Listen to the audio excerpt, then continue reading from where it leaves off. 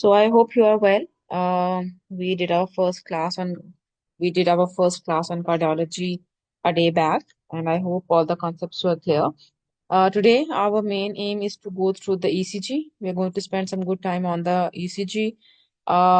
We are going to do that in detail from the beginning to the end, despite the fact that when in the exam, the ECGs that have been coming through over the time, they are quite typical. There are certain scenarios that you will see that come again and again, and obviously you don't remember that these are coming in the questions. With the ECG, the good thing is that you don't only just get one ECG and it is said that you have to tell the finding. There's always a scenario that is given with that, and due to that scenario, you are able to find out that what's the problem and what would be the issue in the ECG.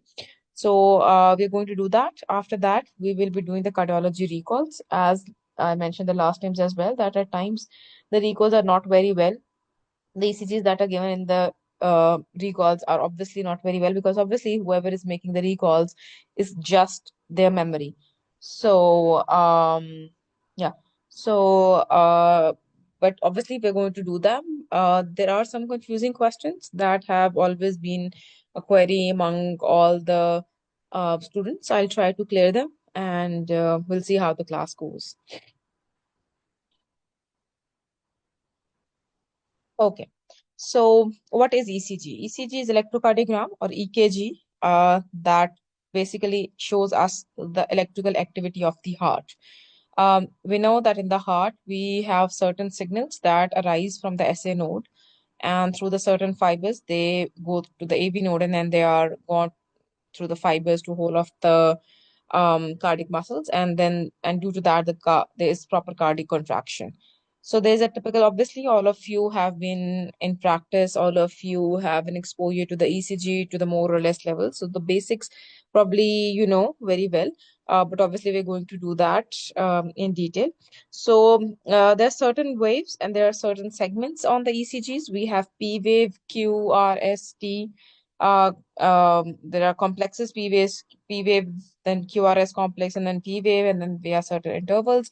Each one has their own characteristic, each one has their own significance, and we'll see that why, you know, that the electrical activity of the heart that synchronizes with the cardiac cycle. So different waves show the different phases of the cardiac cycle. So if we start with the P wave, that represents the atrial depolarization. So once the signal has started from the SA node, it goes into the muscles of the atria, and then there is atrial depolarization with the atrial contraction. So atrial systole begins. Atrial contraction forces the blood into the ventricle, so the atria contract, and that is represented by the P wave. After that, we have certain interval. You can see that this is P wave, and then we have certain interval. Then we have this QRS complex. The QRS complex, it tells us basically about the ventricular contraction or the ventricular systole or the ventricular depolarization. So the QRS complex is the our ventricular depolarization. So where does the atrial repolarization goes? So the atria, obviously the atria have contracted, they have depolarized, and then they need time to repolarize as well. But the atrial repolarization, it merges into the QRS complex and is not represented with any specific different wave. So QRS complex, it shows us the ventricle depolarization, and during this phase, in the first phase, the ventricle contraction pushes the blood, AV valves are closed, and then the semilunar valves are open and the blood is ejected through the ventricles. And then after the QRS complex that we have here, we have this T wave. T wave represents the ventricular repolarization, because after some time, uh, since the current has passed through the muscles, they need to repolarize and get ready for the next cycle. So T wave comes at the time of the ending of the ventricular systole, and then there's ventricular diastole, in which the valves are closed and the blood flows into the atria. And the late phase of ventricular systole, chambers relax, blood fills ventricles into the ventricles passively. So initially, during the initial, there's a complete cycle where we have a ventricular systole, and then atrial diastole, atrial systole, and then ventricle systole. So this is how the cycle goes on. In each cycle, we have specific ways, and to measure these, we check the ECG activities. So this is the conduction system of the heart. We know that the signal start from here, which is at the lower level of the superior vena cava, and which is called as the SA node. So the signal starts from here, which is our, we also call it like that. This is our like initial inbuilt pacemaker that sends the signals to the different pathways that you can see. There are different pathways, and then it comes to this AV node. So you see, to function any for any part of the body to function normally, it needs to have all the things going on in synchrony. If any of the things get um, um, unsynchronized and is not doing the work properly, then obviously the things go bad. So similarly, if due to any reason the conduction is not being properly passed from this SA to AV node, then we can have blocks. If there are times when there are multiple extra pathways, then we can have different other features like AFib, atrial flutter, etc. Then from the AV node, we have this bundle of His that is a common thing, and it comes in down into the ventricular septum, and then it is divided into two branches, which is left bundle branch and the right bundle branch. And these two are the bundle branches, and then these bundle branches are further divided into the Purkinje fibers, which then transmits the activity to the muscle, and then the muscle contracts. So this is our conduction system. Again, as mentioned here, the P wave tells us the depolarization of myocardium. QRS tells us the depolarization of ventricular myocardium, and T wave is the repolarization of the ventricular myocardium. So this is how the whole system goes on. So to check this electrical activity, if the heart conduction system is working properly and things are being done normally in the heart, we usually take the 12 lead ECG. Six are our limb leads and six are our chest leads.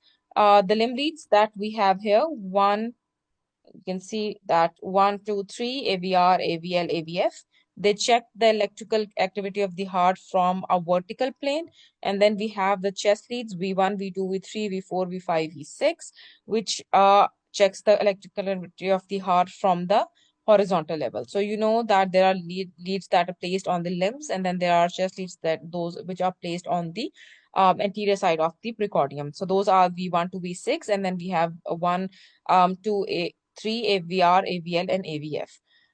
First of all, to determine that what is the speed and what does this ECG graph shows. It is really important before checking the ECG in your normal routine as well, to see that if the paper that is going through is going at a certain pace, so that you know the measurements are calibrated and the measurements that you can see are actually standardized. Why? Because if due to any reasons the paper speed or the calculations are not properly calibrated, the ECG findings could be different. So you have to see that we have an x-axis and we have a y-axis. On the x-axis, we have the duration, the time. In each, you can see that there are certain small boxes, and then there are certain large boxes, these large boxes. So 5 small boxes, 1, 2, 3, 4, 5. 5 small boxes make a large box. Each small box in this represents 0.04 seconds, and 5 small box would make 0.2 seconds, right? So each small square on the horizontal axis, x-axis, it shows us 0.4 seconds, and as they written here as well, and the large square is 0.2 seconds. So 5 big squares, large square would make 1 second, right? So this is how you calculate what is on the x-axis. And the y-axis, shows us the electrical activity, which is the millivolts. So one small box, you can see here that one small box, it represents it is like small boxes of 1 millimeter height. So 1 millimeter represents 0.1 millivolt, and you can see that here 10 boxes, they make 1 millivolt, right? So each block on the vertical axis, it is representing 0.1 millivolt, and 10 boxes combined to make 1 millivolt, right?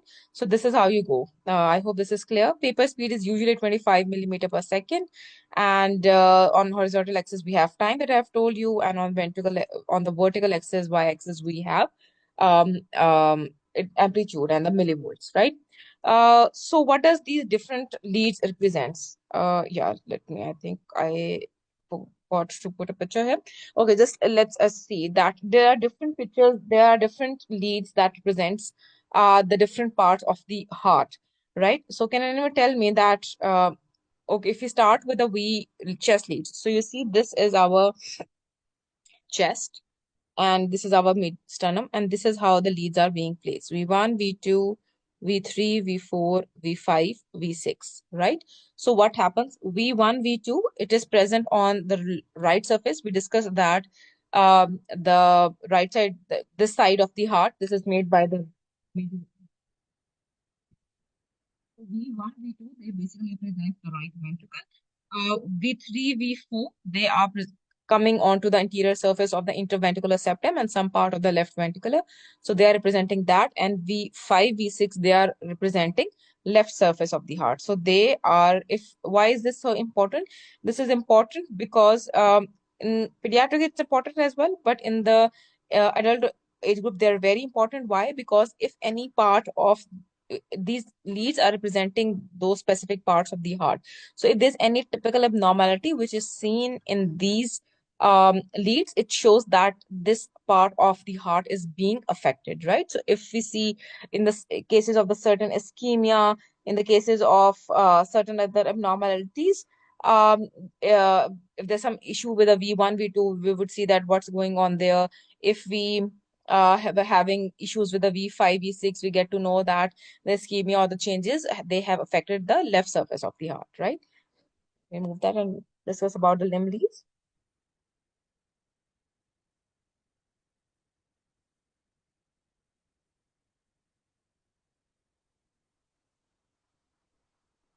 Okay.